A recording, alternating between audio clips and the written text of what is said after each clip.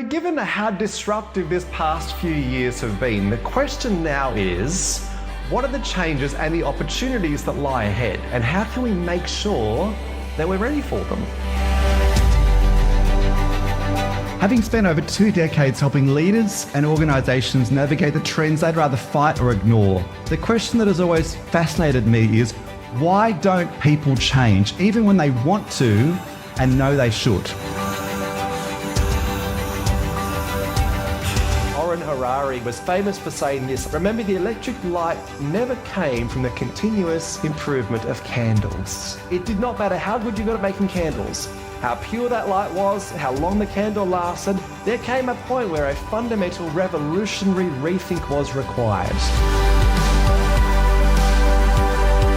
To tell us more, we welcome back Michael McQueen. Hello, mate. Nice to see you again. The statistic is that we spend 40% of our time trying to influence or sway the decisions of other people, be that at work or at home. Wow. The challenge is we're not very good at it. So the headline data is we're only successful in changing other people's minds 3 to 5% of the time. If we're not careful, we can easily fall into the trap of using 19th and 20th century technique for trying to change 21st century minds.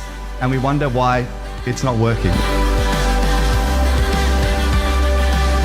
Our brain's self-protection mechanisms are great at keeping us safe, but they can also make us incredibly stubborn. Because when we're confronted with ideas or information that is unfamiliar or new, our instinctive response is to shut down rather than open up. And this is why even the best logic and the most reliable evidence does little to change people's minds.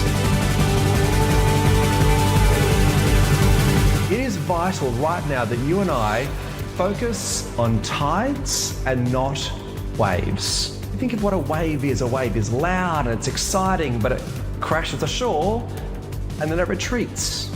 But over time, a changing tide will reshape the entire coastline. Conventional wisdom tells us that humans are inherently afraid of change, and yet the latest discoveries in neuroscience reveal that this is not actually the case. It is not change that we are afraid of, instead it is loss. And so the key in persuading others isn't to sell the upside, but instead to lessen the loss. In the past, jobs were about muscle, being able to physically do stuff. Currently, they're about brains. In the future, jobs will be about heart. I think the reality is your job probably won't be taken by AI, but it could be taken by a human who knows how to use AI.